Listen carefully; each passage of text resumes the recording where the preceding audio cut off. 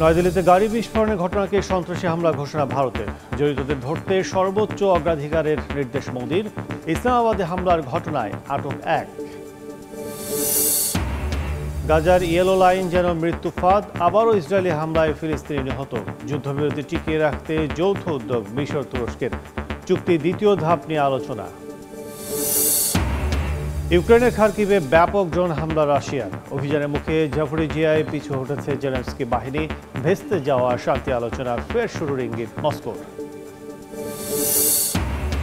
যুক্তরাষ্ট্রের ইতিহাসের দীর্ঘ শাটডাউন শেষ হচ্ছে। সিনেটের পর প্রতিনিধি পরিষদেও পাশ হল ব্যয় বিল। মার্কিন প্রেসিডেন্টের শোয়ের পর কাটবে অচলাবস্থা।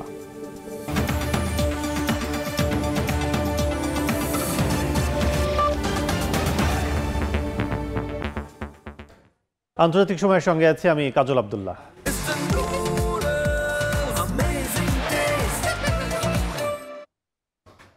শুরুতেই দেশের খবর। জুলাই হত্যাযজ্ঞের মামলায় শেখ হাসিনা কামালের রায়ের তারিখ ঘোষণা আজ। এদিকে কার্যক্রম নিষিদ্ধ আওয়ামী লীগের লকডাউন কর্মসূচি ঘিরে কঠোর অবস্থানে আইন শৃঙ্খলা রক্ষাকারী বাহিনী। বিস্তারিত জানাতে এই মুহূর্তে আন্তর্জাতিক অপরাধ ট্রাইব্যুনালে আছেন সহকর্মী আফজাল হোসেন, ঢাকা বিশ্ববিদ্যালয়ে তোহা খান তামিম, শাহবাগে মাসতুর রহমান, বায়তুল মোকাররমে আতাউর কাউসার, শাহবাগে আয়েশা সিদ্দিক সামিয়া। সরাসরি প্রথমে যাচ্ছি আফজালের কাছে।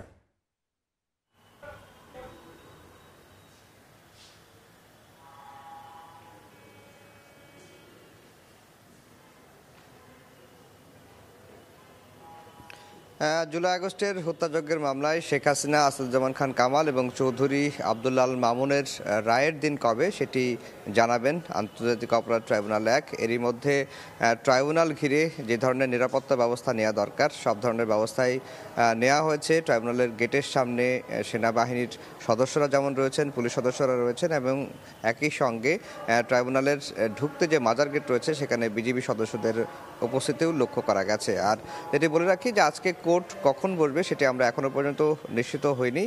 প্রসিকিউশন টিম এখনও এসে তাদের অফিসে উপস্থিত হননি। তারা আসলেই হয়তো বলতে পারবো যে আজকে ট্রাইব্যুনাল ঠিক কখন বসবেন এবং কখন রায়ের তারিখটি ঘোষণা করবেন। যেটি বলে রাখি যে এই বছরের 10 জুলাই শেখ হাসিনা, আসাদুজ্জামান খান কামাল এবং চৌধুরী আবদুল্লাহ আল মামুনের বিচার শুরু হয় এবং আমরা দেখেছি যে বিচার শুরুর পরে এই মামলায় 54 জন সাক্ষী ট্রাইব্যুনালে এসে সাক্ষ্য দিয়েছেন। এর মধ্যে প্রত্যক্ষদর্শী সাক্ষী যেমন রয়েছেন, একই সঙ্গে সিজার লিস্টের সাক্ষী রয়েছেন এবং ঘটনার যে বর্ণনা করে প্রেক্ষাপট বর্ণনা করেছেন, ঐতিহাসিক পটভূমি বর্ণনা করেছেন, আওয়ামী লীগ কীভাবে কর্তৃত্ববাদী শাসক হয়ে উঠল বা আওয়ামী লীগের ফ্যাসিবাদের যে পটভূমি সেই পটভূমিগুলোও সাক্ষীরা এসে বর্ণনা করেছেন। এবং রাষ্ট্রপক্ষ থেকে বরাবরই বলা হয়েছে যে এই যে আওয়ামী লীগের বিরুদ্ধে বা শেখ হাসিনার বিরুদ্ধে, আসাদুজ্জামান খান কামালের বিরুদ্ধে যে সাক্ষ্য প্রমাণ ট্রাইব্যুনালে হাজির করা হয়েছে, এই সাক্ষ্য প্রমাণ পৃথিবীর যে কোনো আদালতে যদি চ্যালেঞ্জ করা হয় এবং তাদের বিরুদ্ধে অপরাধ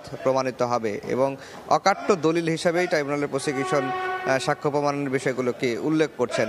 আর যেটি প্রসিকিউশন প্রত্যাশা করেছেন যে এই মামলায় শেখ হাসিনা, আসাদুজ্জামান কামালের সর্বোচ্চ শাস্তি মৃত্যুদণ্ড প্রত্যাশা করেছেন। একই সঙ্গে এই দুই আসামির স্থাবর অস্থাবর সম্পত্তি বিক্রি করে যারা জুলাই আগস্টের আন্দোলনের শহীদ হয়েছেন, শহীদ পরিবারের মাঝে ক্ষতিপূরণ হিসেবে সেটি দেয়া এবং যারা আহত হয়েছেন তাদের ক্ষতিপূরণের ব্যবস্থা করার জন্য আসামিদের সম্পত্তি বিক্রি করার যে আবেদন, বিক্রি করে শহীদ আহতদের দেওয়ার যে আবেদন সেটিও কিন্তু প্রসিকিউশনের তরফ থেকে এর মধ্যে করা হয়েছে। আর রাজসাক্ষী হয়েছেন চৌধুরী আবদুল্লাহ আল মামুন, তিনি আসলে খালাস পাবেন কি না বা মুক্ত হবেন কি না সেই বিষয়টি আসলে ট্রাইব্যুনালের উপর নির্ভর করছে। যদিও প্রসিকিউশন বলছে যে চৌধুরী আবদুল্লাহ মামুন যে ধরনের সাক্ষ্য প্রমাণ দিয়েছেন বা তিনি সত্য প্রকাশ করেছেন, সত্য প্রকাশ করার কারণে প্রসিকিউশন চৌধুরী আবদুল্লাহ মামুনের জবানবন্দিতে সন্তুষ্ট হয়েছেন। এখন ট্রাইব্যুনাল আসলে সিদ্ধান্ত নেবেন চৌধুরী আবদুল্লাহ মামুনকে খালাস দিবেন, মুক্তি দিবেন কি দিবেন না, সেই বিষয়টি পুরোপুরি নির্ভর করছে ট্রাইব্যুনালের ওপর। আর যখন রায় ঘোষণার দিন ধার্য হবে ঠিক আমরা সঙ্গেই আপনাদেরকে বিষয়গুলো জানানোর চেষ্টা করব। আর যেটি বলে রাখি যে এই শেখ হাসিনা, আসাদুজ্জামান খান কামালের বিরুদ্ধে মোটা দাগে যে অপরাধ আনা হয়েছে সেটি হচ্ছে যে তারা দুজন অর্থাৎ শেখ হাসিনা এবং আসাদুজ্জামান খান কামাল জুলাই আগস্টে সারা দেশে প্রায় 52টি জেলায় যে সহিংসতা হয়েছে সেই সহিংসতা আর যে দায় বা হত্যাযজ্ঞের যে দায়, সকল দায় কিন্তু শেখ হাসিনা এবং আসাদুজ্জামান খান কামালকে নিতে হবে। এবং এই মামলায় যে সমস্ত সাক্ষ্য প্রমাণ ট্রাইব্যুনালে এসেছে, সাক্ষীরা তারা বারবারই যেটি বলার চেষ্টা করেছেন যে শেখ হাসিনার নির্দেশেই জুলাই আগস্টের হত্যাযজ্ঞ চালানো হয়েছে এবং মাঠ পর্যায়ে সেটি বাস্তবায়ন করেছেন সাবেক স্বরাষ্ট্রমন্ত্রী আসাদুজ্জামান খান কামাল এবং পুলিশ প্রশাসনের লোকজন। তো যখন রায়ের দিন আজকে ধার্য হবে, তখন আমরা সঙ্গে সঙ্গে কবে রায়ের দিন ধার্য হয় সে বিষয়টি জানানোর চেষ্টা করব। তো এই মুহূর্তে বাইতুল মুকাররমে আছেন সহকর্মী আতাউল কাউসার, আমরা সেখানকার পরিস্থিতি জানবো, তার কাছে কি খবর আছে। কাউসার, রায় ঘোষণার যে তারিখ আজ জানানো হবে, সে তারিখ ঘোষণাকে কেন্দ্র করে কিন্তু লকডাউন ঘোষণা করেছে নিষিদ্ধ ঘোষিত সংগঠন আওয়ামী লীগ, যার প্রেক্ষিতে রাজধানীতে আইন শৃঙ্খলা রক্ষাকারী বাহিনী সতর্কাবস্থায় রয়েছে। একই সাথে অন্যান্য বিভিন্ন রাজনৈতিক দল তারাও রাজনৈতিক কর্মসূচি রেখেছেন এবং বিভিন্ন সময় আমরা যেটা দেখে থাকি যে আইন শৃঙ্খলা পরিস্থিতি অবনতি হতে থাকলে আইন শৃঙ্খলা বাহিনীর সাথে রাজনৈতিক দলগুলো রাস্তায় নেমে তাদেরকে সহযোগিতামূলক আচরণ তারা করে থাকেন এবং সার্বিকভাবে আইন শৃঙ্খলা রক্ষাকারী বাহিনীকে সহায়তা করেন। তো আমরা তেমনটি দেখছি যে রাজধানীর বাইতুল মোকাররমে এই মুহূর্তে বাংলাদেশ জামায়াতে ইসলামী ঢাকা মহানগরী দক্ষিণ শাখা তারা একটি বিক্ষোভ মিছিল এবং বিক্ষোভ সমাবেশের আয়োজন করেছে। তাদের সাথে আমরা কথা বলেছি, তারা বলেছেন একই সাথে যাতে ফ্যাসিস্টের কেউ রাস্তায় নেমে জনগণের জানমালের ক্ষতি সাধন করতে না পারে সেদিকে আইন শৃঙ্খলা রক্ষাকারী বাহিনীকে সহায়তা করতে তারা যেমনটি মাথায় আছেন। একই সাথে এই যে গত কদিন ধরে দেশব্যাপী যে জ্বালাও পোড়াও চলছে তার বিরুদ্ধে তারা ক্ষোভ প্রকাশের মাধ্যম হিসেবে আজকে এই বিক্ষোভ সমাবেশ এবং বিক্ষোভ মিছিলকে বেছে নিয়েছেন। এই মুহূর্তে বাইতুল মোকাররমে সমাবেশ চলছে, এখানে বক্তব্য রাখছেন জামায়াতের মহানগরী দক্ষিণ শাখার বিভিন্ন নেতৃবৃন্দ। তারা বলছেন যে গত কদিন ধরে দেশব্যাপী যে জ্বালাও পোড়াও চলছে তা অত্যন্ত নিন্দনীয় এবং অত্যন্ত কঠোর হাতেই তা দমন করা হবে এবং অত্যন্ত কঠোর হাতে তা দমন করতে আইন শৃঙ্খলা রক্ষাকারী বাহিনীকে সহায়তার জন্য তারা পরিপূর্ণভাবে প্রস্তুত রয়েছেন। জনগণের জানমালের নিরাপত্তায় তারাও সতর্ক অবস্থায় রয়েছেন, যাতে কোনো ধরনের অপ্রীতিকর ঘটনা যদি তারা দেখেন তারা তা প্রতিহত করবেন যেভাবেই হোক, এই ঘোষণা তারা দিয়েছেন এবং একই সাথে আইন শৃঙ্খলা রক্ষাকারী বাহিনীকেও তারা সহায়তা করবেন এবং বলছেন যে এই যে নৈরাজ্য চলছে, যে সন্ত্রাস চলছে, গত কদিন ধরে দেশব্যাপী যে জ্বালাও পোড়াও চলছে, বাসে আগুনের ঘটনা ঘটেছে, ককটেল বিস্ফোরণের ঘটনা ঘটেছে এবং আজ একটি রায় ঘোষণার তারিখ রয়েছে, সেই তারিখকে কেন্দ্র করে যে নৈরাজ্য সৃষ্টির অপচেষ্টা চলছে তা কোনোভাবেই তারা হতে দেবেন না এবং এ কারণেই তাদের এই অবস্থান। এই মুহূর্তে তারা সমাবেশ করছেন। কিছু সময় পরে এই সমাবেশ শেষে তারা একটি বিক্ষোভ মিছিল করবে। এই বিক্ষোভ মিছিলটি বাইতুল মোকাররম থেকে পল্টন ঘুরে আবার বাইতুল মোকাররমে এসে শেষ হবে এমনটি আমরা জেনেছি। তবে তারা বলছেন যে বিক্ষোভ মিছিল এবং বিক্ষোভ সমাবেশ তা যেটি শেষ হোক না কেন, শেষ হওয়ার পরেও তারা কিন্তু তাদের এই অবস্থান কর্মসূচি চালিয়ে যাবেন এবং দিনভর তারা এখানে থাকবেন। তো এটি ছিল বাইতুল মোকাররম এবং এর আশপাশের অবস্থানের ঘটনা। বাইতুল মোকাররমের বিষয়ের পাশাপাশি রাজধানীর অন্যান্য জায়গায় আমাদের সহকর্মীরা আরো খোঁজ রাখছেন। ধানমন্ডিতে এই মুহূর্তে আছেন আমাদের সহকর্মী মাসুদুর রহমান, আমরা তার কাছে যেতে চাই সরাসরি। এই মুহূর্তে আছি ধানমন্ডি 32 নম্বরের গেটে। এই গেটে আমরা সকাল থেকে দেখছি যে দুপাশেই এটি দুটি প্রবেশপথ রয়েছে। দুটি প্রবেশপথেই তারা যে আইন শৃঙ্খলা বাহিনী তারা তাদের যে অবস্থান সেটি তারা রেখেছে। অন্যান্য সময় সাধারণত এই রাস্তাটি খুলে দেওয়া হয়, এখানে যানবাহন প্রবেশ করতে পারে। তবে আজকে যেহেতু কার্যক্রম নিষিদ্ধ আওয়ামী লীগের লকডাউন কর্মসূচি, সে কারণে তারা এটি আসলে বন্ধ করেছে। সর্বসাধারণের প্রবেশ তারা যানবাহন দিয়ে কেউ প্রবেশ করতে পারছে না। সকাল থেকে তারা এখানে দুই পাশে কর্ডন করে রেখেছে এবং তাদের যে সকল সদস্যরা এখানে কিছু দাঁড়িয়ে আছে এবং বিভিন্ন যে পুরো এলাকাটি আরও কিছু সদস্য আছে তারা প্রদক্ষিণ করে কোথাও কোনো ধরনের অপ্রীতিকর ঘটনা ঘটে সেটি যাতে না ঘটে সেটির জন্য তারা তাদের যে তদারকি সেটি তারা বজায় রেখেছেন। আর বিজিবির একটি টিম এখানে আছে স্ট্যান্ড বাই অবস্থায়, তারাও এই 32 নম্বর ঘিরে কোনো ধরনের নাশকতামূলক কার্যক্রম হয় কিনা বা কোনো ধরনের ঝটিকা মিছিল হয় কিনা সেই বিষয়টি তারা তদারকি করছেন এবং তাদের যে অবস্থান সারা সেটি পরিষ্কার করে রেখেছেন। এছাড়াও আমরা দেখেছি যে এখানে ইসলামী ছাত্র শিবিরের একটি কর্মীরা এখানে অবস্থান করেছে এবং তারা তাদের যেই অবস্থান তারা এটি এখানে করেছে। তারা বলেছে যে লকডাউন ঘিরে যাতে কোনো ধরনের নাশকতা কেউ করতে না পারে সেজন্য তারা সতর্ক অবস্থানে আছেন এবং এখানে সকাল থেকে তারা অবস্থান নিয়ে আছেন। তারা বলেছেন যতক্ষণ পর্যন্ত এই লকডাউন শেষ না হবে ততক্ষণ পর্যন্ত তারা এখানে তাদের যে অবস্থান তারা সেটি বজায় রাখবেন এবং কোনো ধরনের যাতে কেউ নাশকতা করতে না পারে 32 নম্বর ঘিরে সেটি নিশ্চিত করার জন্য তাদের সেই কার্যক্রম তারা চালিয়ে যাবেন। এবং এই ধানমন্ডি 32 নম্বর ঘিরে এর আশপাশে যে সড়কগুলো রয়েছে সেগুলো আমরা দেখেছি এবং সেখানেও আমরা দেখেছি যে তাদের যে অবস্থান তারা সেটি নিশ্চিত করেছে। পাশাপাশি প্রত্যেকটি মোড়েই আমরা তাদের বিভিন্ন আইন শৃঙ্খলা বাহিনীর সদস্য সহ সেনাবাহিনীর টহল, বিজিবির টহল এবং সেগুলো কিন্তু আমরা দেখেছি। তো এই লকডাউন ঘিরে আইন শৃঙ্খলা পরিস্থিতির আরও খবর জানাতে শাহবাগে আছেন সহকর্মী তোহা খান তামিম, সেখানে চলে যাচ্ছি।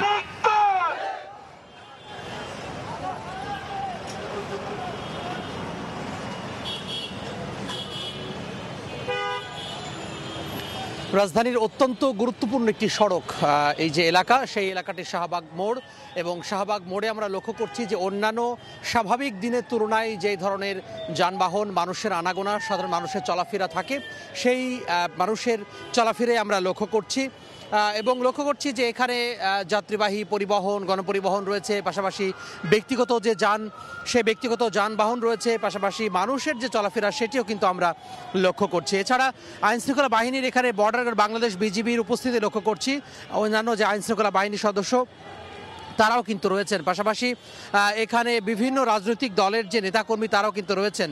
আমরা এখানে ইসলামী ছাত্র শিবিরের যে নেতাকর্মীরা রয়েছেন, কিছুক্ষণ আগে তারা ঢাকা বিশ্ববিদ্যালয় তাদের যে কর্মসূচি সেই কর্মসূচি তারা পালন করেছেন, অর্থাৎ বিক্ষোভ মিছিল পরবর্তী যে বিক্ষোভ সমাবেশ ছিল সেই সমাবেশে বক্তব্য রাখার পরে তারা মোট 15টি পয়েন্টে ঢাকা শহরে তারা অবস্থান নিয়েছেন। যে কোনো ধরনের অপ্রীতিকর পরিস্থিতি বা যে কোনো ধরনের ষড়যন্ত্র মোকাবিলায় তারা বদ্ধপরিকর বলে তারা সেই বিক্ষোভ সমাবেশ থেকে জানিয়েছেন। এবং তারই ফলশ্রুতিতে আমরা লক্ষ্য করছি ইসলামী ছাত্র শিবিরের যারা নেতাকর্মী রয়েছেন তারা শাহবাগ মোড় সহ অন্যান্য যে মোড় রয়েছে সেই মোড়ে তারা অবস্থান করছেন এবং তারা আমরা লক্ষ্য করছি যে তারা এখানে বলছেন যে আইনশৃঙ্খলা বাহিনীকে তারা সহায়তার জন্য রয়েছেন। যে কোনো ধরনের ষড়যন্ত্র, বিশৃঙ্খলা পরিস্থিতি হলে যাতে করে দেশের বিরুদ্ধে কোনো ষড়যন্ত্র না হয়, কোনো বিশৃঙ্খল পরিস্থিতি কেউ তৈরি করতে না পারে, সেই জন্য তারা সজাগ রয়েছেন বলে জানিয়েছেন। এছাড়া আমরা লক্ষ্য করছি যে শাহবাগ মোড়ে অন্যান্য দিনের তুলনায় যে মানুষের চলাফেরা, আপনি জানেন যে শাহবাগ মোড় বিভিন্ন কারণে গুরুত্বপূর্ণ হয়ে আছে। সেটি হচ্ছে এখানে বঙ্গবন্ধু, এখানে বাংলাদেশ মেডিকেল বিশ্ববিদ্যালয় রয়েছে, পাশাপাশি এখানে বারডেম হাসপাতাল রয়েছে সহ অন্যান্য যে হাসপাতাল রয়েছে সেগুলো সবই রয়েছে কিন্তু এখানে। এবং তাদের যে রোগী এবং আত্মীয় স্বজন, তাদের যে পরিবার পরিজনের সদস্যরাও কিন্তু এখানে আনাগোনা করে। বিভিন্ন যে ওষুধের দোকান রয়েছে সব মিলিয়ে একটি ব্যস্ততম সড়ক, ব্যস্ততম এলাকা, এবং সেই ব্যস্ততম এলাকায় কিন্তু আমরা লক্ষ্য করছি। তো এই ছিল শাহবাগ মোড়ে। জাতীয় জাদুঘরের সামনে রয়েছেন আমাদের সহকর্মী সামিয়া, আমরা তার কাছে চলে যাব। কার্যক্রম নিষিদ্ধ আওয়ামী লীগের ডাকা লকডাউনের প্রেক্ষিতে কিন্তু আমরা দেখেছি বিভিন্ন রাজনৈতিক দলের নেতাকর্মীরা কিন্তু তাদের বিপক্ষে, অর্থাৎ আওয়ামী লীগের এই যে ডাকা লকডাউন সেটাকে সফল না করার জন্য কিন্তু রাজপথে নেমেছে। এই মুহূর্তে শাহবাগের আমরা যে অঞ্চলটিতে দাঁড়িয়ে আছি সেখানে কিন্তু ইনকলাব মঞ্চের অবস্থান চলছে এবং তারা গতকালকেই ঘোষণা দিয়েছিল লাঠি বাস সহযোগে কিন্তু তারা এখানে অবস্থান করবেন এবং আওয়ামী লীগের যে কোনো কর্মী যদি এই স্থানে আসে তাদেরকে প্রতিহত করার জন্যই কিন্তু তারা আসলে প্রস্তুতি নিয়েছেন এবং অবস্থান করছেন। আমরা সকালে দেখেছি এখানে একটি ভিন্ন ধর্মী কিন্তু প্রতিবাদ তারা করছেন, মুড়ি বাতাসা বিতরণ করছেন এখানে যারা আছে তাদেরকে, এবং এইটিকে একটি উদযাপনের মতো করে তারা আসলে দেখছেন। কারণ আজকের দিনটি কিন্তু বিশেষ, কারণ আন্তর্জাতিক অপরাধ ট্রাইব্যুনালে জুলাই গণ অভ্যুত্থানের সময়কার যে মানবাধিকার বিরোধী একটি অপরাধ রয়েছে সেই অপরাধের মামলার কিন্তু রায়ের তারিখ আজকে ঘোষণা করা হবে। সেই প্রেক্ষিতেই কিন্তু আওয়ামী লীগ ঘোষণা করেছে আজকের দিনটিকেই বেছে নিয়েছে, লকডাউন কর্মসূচি তারা দিয়েছেন এবং সেই কর্মসূচিতে সকাল থেকে এখন পর্যন্ত আইন শৃঙ্খলা বাহিনী যেমন তৎপর রয়েছেন, পাশাপাশি তৎপর রয়েছেন বিভিন্ন রাজনৈতিক দলের যে কর্মীরা রয়েছেন তারা। আমরা দেখছি এখানে স্লোগান তো ছিল, সকাল থেকে এখানে অবস্থান কর্মসূচি ছিল এবং তাদের প্রত্যেকের হাতেই আমরা দেখেছি দেশের পতাকা এবং তাদের রাজনৈতিক যে পতাকাগুলো রয়েছে সেটি রয়েছে এবং তাদের হাতে কিন্তু বাঁশ লাঠি সোটা নিয়ে তারা এখানে অবস্থান করছেন। তাদের একটি কথা, আওয়ামী লীগকে আসলে যে কর্মসূচি তারা আসলেই দিতে চান না কেন, সেই প্রতিটি কর্মসূচিকে তারা প্রতিহত করবেন এবং সেটি কিন্তু আমরা দেখে আসছি। এবং এই যে রাজনৈতিক কর্মসূচি তারা করতে চাচ্ছে আওয়ামী লীগ আওয়ামী লীগের যে কর্মসূচি দিতে চাচ্ছেন সেটির প্রতিবাদে কিন্তু তারা রাজপথে নেমেছেন। সকাল থেকে আমরা দেখছি এখন পর্যন্ত আসলে কোনো অপ্রীতিকর ঘটনা আমরা দেখিনি। তবে আমরা এখন আসলে যাব ঢাকার বাইরের পরিস্থিতি জানতে। সেখানে আছেন টাঙ্গাইলে আমার এক সহকর্মী, জানবো সেখানকার পরিস্থিতি আসলে কেমন। সারা দেশে চলছে কার্যক্রম নিষিদ্ধ আওয়ামী লীগের লকডাউন কর্মসূচি। সেই লকডাউন কর্মসূচিকে কেন্দ্র করে সারা বাংলাদেশেই কিন্তু আইন শৃঙ্খলা বাহিনী যারা রয়েছেন তাদের বিশেষ নিরাপত্তা রয়েছে। সেই নিরাপত্তাকে কেন্দ্র করে টাঙ্গাইলের যে ঢাকা টাঙ্গাইল মহাসড়ক রয়েছে সেই মহাসড়কেও কিন্তু আইন শৃঙ্খলা বাহিনীর পর্যাপ্ত নিরাপত্তা বাহিনী রয়েছেন, অর্থাৎ বিশেষ নিরাপত্তা দিচ্ছেন আইন শৃঙ্খলা বাহিনীর সদস্যরা। এছাড়াও ঢাকা টাঙ্গাইল মহাসড়কে বঙ্গবন্ধু সেতু পূর্ব থেকে মির্জাপুরের গোড়াই পর্যন্ত কিন্তু স্বাভাবিক গতিতেই যানবাহন চলাচল করছে। তবে সকালের দিকে যানবাহন কিছুটা কম দেখা গেলেও বেলা বাড়ার সাথে সাথেই কিন্তু যানবাহনগুলো বাড়তে দেখা গিয়েছে। এবং আমরা দেখেছি যে সেই মহাসড়কের বিভিন্ন এলাকায় যে রয়েছে আইন শৃঙ্খলা বাহিনী রয়েছে তারা বিশেষ নজরদারিতে রেখেছেন। বিশেষ করে পুলিশ বাহিনী যারা রয়েছেন সেই পুলিশ বাহিনীরা কিন্তু বিভিন্ন মোড়ে মোড়ে বা বিভিন্ন স্থানে কিন্তু তারা অবস্থান করছেন যাতে কোনো ধরনের অপ্রীতিকর ঘটনা না ঘটে। এছাড়াও আমরা জেনেছি যে এই লকডাউনকে ঘিরে টাঙ্গাইলের যে শহর রয়েছে শহরের বিভিন্ন এলাকায় বা বিভিন্ন মহল্লায় কিন্তু আইন শৃঙ্খলা বাহিনী বিশেষ নজরদারিতে রেখেছেন যাতে কোনো ধরনের অপ্রীতিকর ঘটনা ঘটতে না পারে। তবে আমরা জানতে পেরেছি যে গত রাতে ঢাকা টাঙ্গাইল মহাসড়কের যে বাউইখোলা এলাকা রয়েছে সেই বাউইখোলা এলাকায় দুষ্কৃতিকারী যারা রয়েছে সেই দুষ্কৃতিকারী যে আওয়ামী লীগের লোকজন রয়েছে তারা কিন্তু একটি যাত্রীবাহী বাসে পেট্রোল বোমা নিক্ষেপ করে এবং সেখানে কিন্তু একটি বাস কিন্তু দুর্ঘটনা কবলিত হয় এবং বাসটি পুড়ে যায়। তবে কোনো ধরনের হতাহতর খবর পাওয়া যায়নি বলে আমরা নিশ্চিত হয়েছি। আমরা কথা বলেছিলাম ফায়ার সার্ভিসের যারা লোকজন রয়েছে তারা আমাদেরকে বলেছে যে ঠিক 1:30টার দিকে বাসটিতে পেট্রোল বোমা মারে কিছু দুষ্কৃতিকারীরা, তারপরেই বাসে আগুন লাগার সাথে সাথেই বাস থেকে যারা যাত্রী রয়েছেন এবং ড্রাইভার রয়েছেন তারা কিন্তু পালিয়ে যেতে সক্ষম হয়েছে।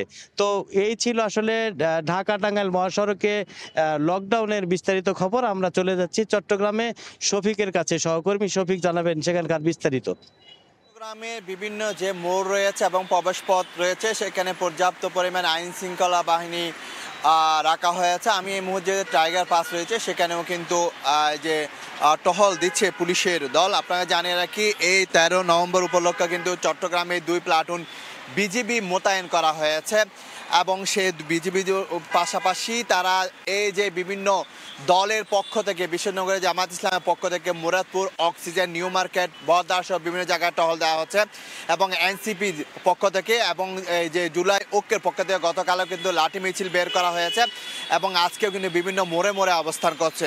এবং গত রাতে আমরা দেখেছি চট্টগ্রামে যে বিভিন্ন বিএনপি, ছাত্র দল, যুব দল, স্বেচ্ছাসেবক দলের নেতাকর্মীরা কিন্তু বিভিন্ন যে ব্যানার ফেস্টুন নিয়ে তারা মিছিলে করেছে সারা রাতে। অর্থাৎ বিভিন্ন দলের পক্ষ থেকে গত রাত থেকে কিন্তু আজকে সকাল পর্যন্ত কিন্তু বিভিন্ন মিছিল করা হচ্ছে, বিভিন্ন টহল দেওয়া হচ্ছে। আমরা একটু দেখানোর চেষ্টা করি বিজিবির সদস্যরা কিন্তু এই মুহূর্তে রয়েছে। আমরা একটু সামনের দিকে দেখানোর চেষ্টা করি সেই বিজিবির সদস্যদেরকে তারা টহল দিচ্ছে এবং পুলিশের টহল দলকে আমরা দেখতে পাচ্ছি তারাও এই পর্যন্ত রয়েছে এবং পাশাপাশি আইন শৃঙ্খলা বাহিনীর পর্যাপ্ত নিরাপত্তা ব্যবস্থা জোরদার করা হয়েছে এই টাইগার পাস এলাকায় এবং অনাকাঙ্ক্ষিত যে কোনো ঘটনা এড়াতে চট্টগ্রাম শহরের বিভিন্ন জায়গায় টহল দিচ্ছে বিজিবি সদস্যরা, পুলিশের সদস্যরা এবং সব কিছু মিলিয়ে যেটা বলা যায় মানুষের মধ্যে কিছুটা উদ্বেগ উৎকণ্ঠা থাকলেও কিন্তু সেটি অনেকটাই কেটে যাচ্ছে যেহেতু বিভিন্ন জায়গায় আইন শৃঙ্খলা রক্ষা বাহিনীর সদস্যদেরকে তারা দেখতে পাচ্ছেন। আমরা একটু দেখানোর চেষ্টা করি ঠিক এই জায়গায় বিজিবি সদস্যরা কিন্তু দুইটি গাড়িতে করে কিন্তু বিজিবি সদস্যরা টহল দিচ্ছে। তারা এই মুহূর্তে যে টাইগার পাসে যেই যে জায়গা দেখলাম সেখানে কিন্তু টহল দিচ্ছে বিজিবির সদস্য। সব কিছু মিলিয়ে বলা যায় সব দলের পক্ষ থেকে অর্থাৎ জামাত ইসলাম, এনসিপি, বিএনপির পক্ষ থেকে বিভিন্ন মোড়ে মোড়ে তারা টহল দিচ্ছে এবং অনাকাঙ্ক্ষিত কোনো ঘটনা কিন্তু চট্টগ্রামে ঘটেনি, তবে কয়েকটি জায়গায় কিছুটা অগ্নিকাণ্ডের ঘটনা ঘটেছিল এবং গতকালকে কিন্তু শিক্ষামন্ত্রী মহিবুল হাসান নূর রুম থেকে বাসা থেকে কিন্তু 7 জনকে আটক করা হয়েছিল। তো এই ছিল আমার কাছে চট্টগ্রামের সর্বশেষ তথ্য। আমরা এখন চলে যাচ্ছি খুলনায়। খুলনায় কিন্তু কঠোর অবস্থানে রয়েছে আইন শৃঙ্খলা রক্ষা বাহিনী। সকাল থেকে কিন্তু আমরা দেখেছি নগরীর গুরুত্বপূর্ণ বিভিন্ন পয়েন্টে, বিভিন্ন মোড়ে আইন শৃঙ্খলা রক্ষা বাহিনী অর্থাৎ পুলিশের পক্ষ থেকে এবং যৌথ বাহিনীর পক্ষ থেকে কিন্তু চেকপোস্ট বসানো হয়েছে এবং একই সঙ্গে কিন্তু তারা আসলে টহল দিচ্ছেন এবং একাধিক মোবাইল টিম বা পেট্রোলিং করছেন আছে শহরের বিভিন্ন স্থান জুড়ে। খুলনা মেট্রোপলিটন পুলিশের উপ পুলিশ কমিশনার আমাদের জানিয়েছেন নগরের যে 8টি থানা রয়েছে 8টি থানায় রেগুলার যারা আসলে দায়িত্ব পালন করতেন এর বাইরে কিন্তু অতিরিক্ত 16টি দল এখানে আসলে দায়িত্ব পালন করছে। এখানে আমরা দেখছি যে পুলিশ কিন্তু কঠোর অবস্থানে রয়েছে এবং তারা যদি কাউকে সন্দেহজনক মনে হয় তাকে কিন্তু আসলে চেক করছেন এবং এটি কিন্তু শুধুমাত্র এই খুলনার শিববাড়ি মোড় এলাকা নয়, এটি নগরের বিভিন্ন গুরুত্বপূর্ণ পয়েন্টটি কিন্তু আমরা একই রকম দেখেছি, যাতে করে কেউ নাশকতা সৃষ্টি করতে না পারে এজন্য আসলে কিন্তু সব ধরনের পরিস্থিতি রয়েছে। বিভিন্ন যানবাহনে আসলে আমরা তল্লাশি করা হচ্ছে দেখেছি, বিশেষ করে নগরীর ময়লাপতা মোড়, শিববাড়ি মোড়, সোনাডাঙ্গা, টুটপাড়া এলাকায় পিটিআই মোড়ে কিন্তু আমরা দেখেছি আসলে তারা অবস্থান করছেন এবং সন্দেহজনক কিছু হলেই কিন্তু তারা সেখানে আসলে তল্লাশি করছেন। আমরা একটু দেখেছি যে সকালে কিন্তু আমরা দেখেছি ঢাকাগামী যে ধরনের যে বাসগুলো রয়েছে সেখানেও কিন্তু আসলে তল্লাশি করা হয়েছে এবং কেউ যদি আসলে নিষিদ্ধ কোনো সংগঠনের পক্ষে কোনো কর্মসূচি পালন করতে যায় সেরকম কাউকে মনে হলে কিন্তু সেটি আসলে তাদেরকে আসলে আটকে রাখা হচ্ছে। আমরা যদি বলি এখন পর্যন্ত সকাল থেকে আমরা কোনো অপ্রীতিকর ঘটনার খবর কিন্তু আসলে খুলনা নগর জুড়ে পাইনি, তবে গতকাল রাতে কিন্তু আমরা দেখেছি যে সাব রেজিস্ট্রি অফিসে কয়েকটি ককটেল বিস্ফোরণ ঘটেছে এবং গতকাল পর্যন্ত নিষিদ্ধ ঘোষিত সংগঠন আওয়ামী লীগ এবং ছাত্রলীগের বেশ কয়েকজন অর্থাৎ 7 থেকে 8 জনকে গ্রেফতারের খবর আসলে পুলিশের পক্ষ থেকে আমাদের জানানো হয়েছে এবং তারা আসলে বলছেন যে পুলিশের পক্ষ থেকে বলা হচ্ছে সাধারণ মানুষের জানমালের নিরাপত্তার জন্য তারা আসলে কঠোর অবস্থানে থাকবেন। তো আমার কাছে এই ছিল খুলনা থেকে আইন শৃঙ্খলা বাহিনীর কঠোর অবস্থানের সবশেষ খবর। শেখ হাসিনার বিরুদ্ধে হত্যা মামলা রায়ের তারিখ ঘোষণা, আওয়ামী লীগের লকডাউন কর্মসূচি এবং প্রতিবাদে বিক্ষোভের নানা তথ্য জানাতে রাজধানীর কয়েকটি পয়েন্ট সহ টাঙ্গাইল, খুলনা ও চট্টগ্রাম থেকে যোগ দিয়েছিলেন সহকর্মীরা। আন্তর্জাতিক সময় আরও থাকছে। কুখ্যাত যৌন অপরাধী অ্যাপস্টনের সঙ্গে ট্রাম্পের ঘনিষ্ঠতার নতুন তথ্য ফাঁস, ভুক্তভোগীদের বিষয়ে জানতেন বলে ইঙ্গিত, রাজনৈতিক ষড়যন্ত্র আখ্যা হোয়াইট হাউসের।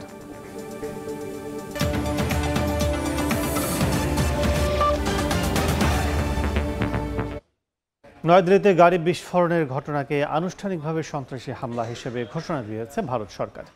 বুধবার মন্ত্রিসভার বৈঠকে এই প্রস্তাব গৃহীত হয়। জড়িতদের ধরতে সর্বোচ্চ অগ্রাধিকার দিয়ে তদন্তের নির্দেশ দিয়েছেন প্রধানমন্ত্রী নরেন্দ্র মোদী। ভারত জুড়ে সতর্কতার মধ্যে এয়ার ইন্ডিয়ার একটি ফ্লাইটে বোমা হামলার হুমকি দেওয়া হয়েছে। অন্যদিকে পাকিস্তানের রাজধানী ইসলামাবাদে আদালতের সামনে আত্মঘাতী হামলার ঘটনায় এক মোটরসাইকেল চালককে গ্রেফতার করা হয়েছে। ওই চালক হামলাকারীকে আদালত এলাকায় পৌঁছে দেয়। ভারতের নয়াদিল্লিতে গাড়ি বিস্ফোরণের পর থেকে রাজধানী জুড়ে চাপা আতঙ্ক, গুরুত্বপূর্ণ সড়কে বেড়েছে পুলিশের টহল। লালকেল্লার কাছে গাড়ি বিস্ফোরণের 3 দিন পর ঘটনাটিকে আনুষ্ঠানিকভাবে সন্ত্রাসী হামলা হিসেবে ঘোষণা দিয়েছে ভারত সরকার। বুধবার মন্ত্রিসভার বৈঠকে এই প্রস্তাব গৃহীত হয়। রেলমন্ত্রী অশ্বিনী বলেন, রাষ্ট্রবিরোধী শক্তির হাতে সংগঠিত এই হামলায় নিরপরাধ মানুষের প্রাণহানি ঘটেছে। প্রধানমন্ত্রী নরেন্দ্র মোদী বৈঠকে তদন্তের অগ্রগতি পর্যালোচনা করেন। নিরাপত্তা সংস্থাগুলোকে সর্বোচ্চ অগ্রাধিকার দিয়ে তদন্তের নির্দেশ দেন তিনি। দিল্লিতে বিস্ফোরণের পর ভারত জুড়ে উচ্চ সতর্কতার মধ্যেই মুম্বাই থেকে বারাণসীগামী এয়ার ইন্ডিয়া এক্সপ্রেস ফ্লাইটে বোমা হামলার হুমকি দেওয়া হয়েছে। পরে বিমানটি জরুরি অবতরণ করে বারাণসী বিমানবন্দরে। নিরাপদে সরিয়ে নেওয়া হয় 176 যাত্রীকে। অন্যদিকে পাকিস্তানের রাজধানী ইসলামাবাদে আদালতের সামনে আত্মঘাতী হামলার ঘটনায় এক মোটর সাইকেল চালককে গ্রেফতার করেছে পুলিশ। জানা গেছে ওই চালক অনলাইন সার্ভিসের মাধ্যমে হামলাকারীকে আদালত এলাকায় পৌঁছে দেয়। এদিকে রাজধানীতে বিস্ফোরণের পর দেশটির পাঞ্জাব প্রদেশে সর্বোচ্চ সতর্কতা জারি করেছে পুলিশ। আদালত, বিচারকদের বাসভবন ও চীনা প্রকল্পে বাড়ানো হয়েছে নিরাপত্তা। আদালত কমপ্লেক্সের ছাদে স্নাইপার মোতায়েনের সিদ্ধান্ত নেওয়া হয়েছে। বিচারপতি ও আইনজীবীদের নিরাপত্তায় বিশেষ প্রশিক্ষণ ও মেডিকেল রেসপন্স টিমও রাখা হচ্ছে। ফরহাদ চৌধুরী, সময় সংবাদ। যুদ্ধবিরতি তোয়াক্কা না করে গাজা উপত্যকায় প্রতিদিনই হামলা চালাচ্ছে দখলদার বাহিনী।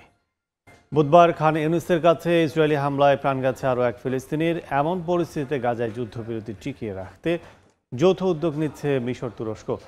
দ্বিতীয় পর্যায়ে চুক্তি বাস্তবায়ন এবং আন্তর্জাতিক শান্তিরক্ষী বাহিনী পাঠানোর বিষয়ে আলোচনা করছে দুই দেশ। এদিকে চলমান দুর্নীতি মামলায় ইসরায়েলের প্রধানমন্ত্রী বেনিয়ামিন নেতানিয়াহুর পূর্ণ ক্ষমা চেয়ে একটি চিঠি পাঠিয়েছেন মার্কিন প্রেসিডেন্ট ডোনাল্ড ট্রাম্প। ইউক্রেনের খার্কিভে রুশ ড্রোন হামলায় অন্তত 5 জন আহত হয়েছেন। খার্কিভ শহরে একাধিক স্থাপনায় আঘাত এনেছে রুশ বাহিনী। এর মধ্যেই জাপোরিজিয়ায় অঞ্চলে রুশ আগ্রাসনে পিছু হটেছে ইউক্রেনের বাহিনী। এদিকে ইস্তাম্বুলে ভেস্তে যাওয়া শান্তি আলোচনা পুনরায় শুরুর ইঙ্গিত দিয়েছে মস্কো। রাশিয়ার তেল রাজস্ব $3,700 কোটি কমে গেছে বলে দাবি করেছে ইউক্রেন। দক্ষিণাঞ্চলে ইউক্রেনের বাহিনীর পিছু হটার খবরও নিশ্চিত হয়েছে। বুধবার ইউক্রেনের দ্বিতীয় বৃহত্তম শহর খার্কিভে অন্তত 3 দফা ড্রোন হামলা চালিয়েছে রুশ বাহিনী। স্থানীয় গভর্নরের তথ্যমতে হামলার লক্ষ্য ছিল সামাজিক সহায়তা কেন্দ্র এবং অস্ত্রের গুদাম। বিস্ফোরণে একাধিক ভবন ক্ষতিগ্রস্ত হয়েছে, হতাহত হয়েছেন বেশ কয়েকজন। একই সময়ে দক্ষিণ ফ্রন্টে জাপোরিজিয়া অঞ্চলে রুশ আগ্রাসনে পিছু হটেছে ইউক্রেনীয় বাহিনী। প্রতিরক্ষা বাহিনী জানিয়েছে রিভনোপিলিয়া গ্রাম থেকে সেনাদের নিরাপদ অবস্থানে সরিয়ে নেওয়া হয়েছে। অন্যদিকে শান্তি প্রক্রিয়া পুনরায় শুরু করতে আগ্রহ দেখিয়েছে রাশিয়া। তুরস্কে নিযুক্ত মস্কোর ভারপ্রাপ্ত রাষ্ট্রদূত বলেন, ইস্তাম্বুলের আলোচনার পথ এখনো খোলা আছে। সরাসরি আলোচনা পুনরায় শুরু করতে প্রস্তুত রয়েছে রাশিয়া। কিয়েভ জানিয়েছে যুদ্ধবন্দী বিনিময় প্রক্রিয়া পুনরায় চালু করতে তুরস্কে পৌঁছেছেন ইউক্রেনের নিরাপত্তা পরিষদের প্রধান রুস্তেম উমেরভ। তিনি বলেন, মানবিক অচলাবস্থা দূর করতে এই পদক্ষেপ নেওয়া হয়েছে। এদিকে রুশ তেল ও গ্যাস খাতে আয় হ্রাস পেয়েছে বলে দাবি করেছেন ইউক্রেনের প্রেসিডেন্ট ভলোদিমির জেলেনস্কি। তার ভাষায়, পশ্চিমা নিষেধাজ্ঞা ও তেল রপ্তানিতে সীমাবদ্ধতার কারণে চলতি বছরেই রাশিয়ার বাজেট আয় কমেছে অন্তত $3,700 কোটি। জেলেনস্কির এমন দাবির মধ্যে মস্কোতে 2 দিনের বৈঠকে রাশিয়া ও কাজাখস্তান জ্বালানি অংশীদারিত্ব জোরদারে একমত হয়েছে। রাশিয়ার প্রেসিডেন্ট ভ্লাদিমির পুতিন জানান, দুই দেশ তেল, কয়লা ও বিদ্যুৎ খাতে সরবরাহ ও ট্রানজিট সহযোগিতা বাড়াবে। বিশেষ করে রাশিয়ার সীমান্তবর্তী কাজাক অঞ্চলে গ্যাস সরবরাহের সম্ভাবনা নিয়ে কাজ করা হবে বলে জানানো হয় এই বৈঠকে। রুশ হামলার চাপের মধ্যে ইউক্রেনের জ্বালানি মন্ত্রী সভিতলানা ক্রিনচুক বুধবার পদত্যাগের ঘোষণা দিয়েছেন। ফেসবুকে এক পোস্টের মাধ্যমে তিনি জানান, জ্বালানি খাতে দুর্নীতি তদন্তের সুবিধার্থে পদত্যাগ করেছেন তিনি। তবে নিজের বিরুদ্ধে কোনো অনিয়মের অভিযোগ অস্বীকার করেছেন তিনি। মালিহা সুহরওয়ার্দী, সময় সংবাদ। আন্তর্জাতিক সময় আরও থাকছে। দ্বিতীয় দফায় ইরাকের মসনদে বসছেন সিয়া আল সুদানি। পার্লামেন্ট নির্বাচনে জয়ী তার নেতৃত্বাধীন জোট সরকার গঠনের পর দুর্নীতি, বেকারত্ব নিয়ন্ত্রণই হবে বড় চ্যালেঞ্জ। বাধ্য হয়ে বিবিসির বিরুদ্ধে মামলার ঘোষণা দিয়েছেন বলে জানিয়েছেন মার্কিন প্রেসিডেন্ট ডোনাল্ড ট্রাম্প। সাংবাদিকের প্রশ্নের জবাবে ট্রাম্প জানান, ব্রিটিশ গণমাধ্যমটি তার বক্তব্য বিকৃতি করে প্রকাশ করেছে। বিবিসির বিরুদ্ধে $100 কোটি মামলার হুমকির পর প্রথমবার জনসমক্ষে এ বিষয়ে মুখ খুলেছেন তিনি। ফক্স নিউজকে দেওয়া সাক্ষাৎকারে ট্রাম্প বলেন, তার বক্তব্য বিকৃত করে দর্শকের সঙ্গে প্রতারণা করেছে বিবিসি, তাই এই মামলার হুমকি বাস্তবায়নে করা হবে বলে জানিয়েছেন তিনি। এই ঘটনায় ইতিমধ্যে পদত্যাগ করেছেন বিবিসি মহাপরিচালক ও বার্তা প্রধান। একই সঙ্গে ক্ষমা চেয়েছেন গণমাধ্যমটির চেয়ারম্যান। মার্কিন সিনেটের পর প্রতিনিধি পরিষদে পাশ হলো ব্যয় সংক্রান্ত বিল। স্থানীয় সময় বুধবার রাতে প্রতিনিধি পরিষদে 222-209 ভোটে শাটডাউন শেষ করতে বিল পাশ হয়। এর মধ্যে রিপাবলিকানদের পাশাপাশি 6 ডেমোক্রেটও সমর্থন দেন। পরে মার্কিন প্রেসিডেন্ট ডোনাল্ড ট্রাম্প বিলে সই করেন। এর মধ্য দিয়ে শেষ হয় যুক্তরাষ্ট্রের ইতিহাসের দীর্ঘতম শাটডাউন। দীর্ঘদিনের এই অচলাবস্থার কারণে যুক্তরাষ্ট্র জুড়ে জনজীবন বিপর্যস্ত হয়ে পড়েছে। প্রায় 14 লাখ সরকারি কর্মচারী বেতন ছাড়া কাজ করছেন অথবা ছুটিতে আছেন। খাদ্য সহায়তা কার্যক্রম স্থগিত হয়ে গেছে। মারাত্মক বিঘ্ন দেখা দিয়েছে বিমান চলাচলে।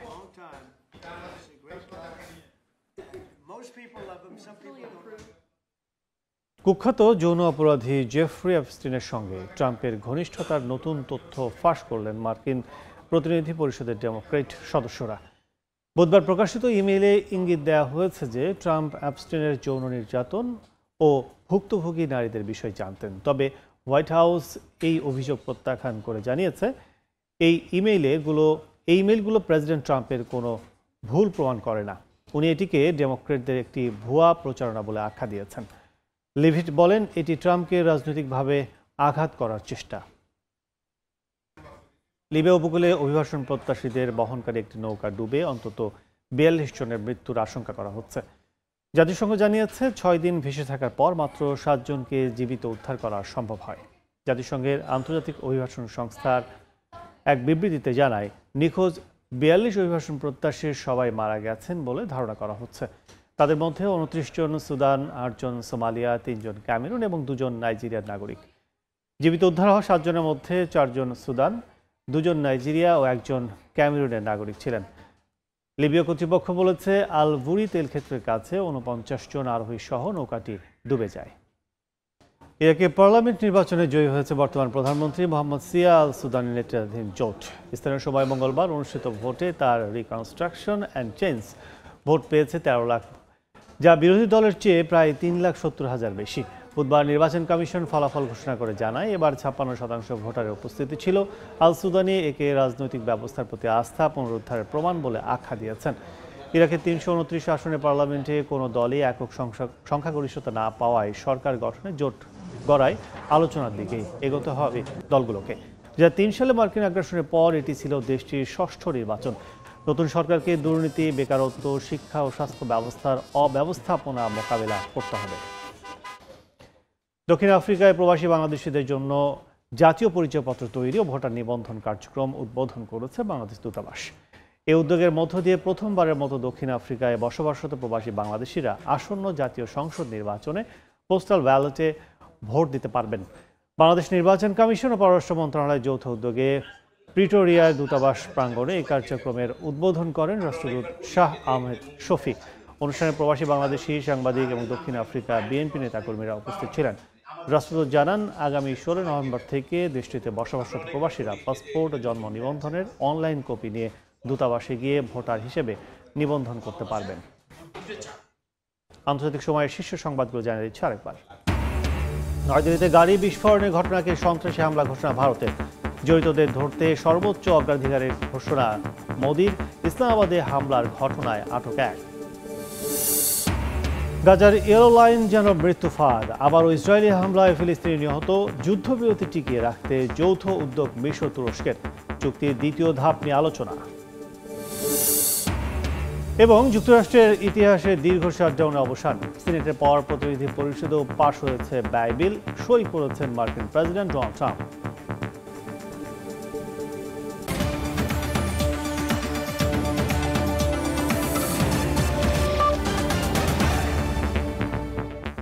এই ছিল আন্তর্জাতিক সময়।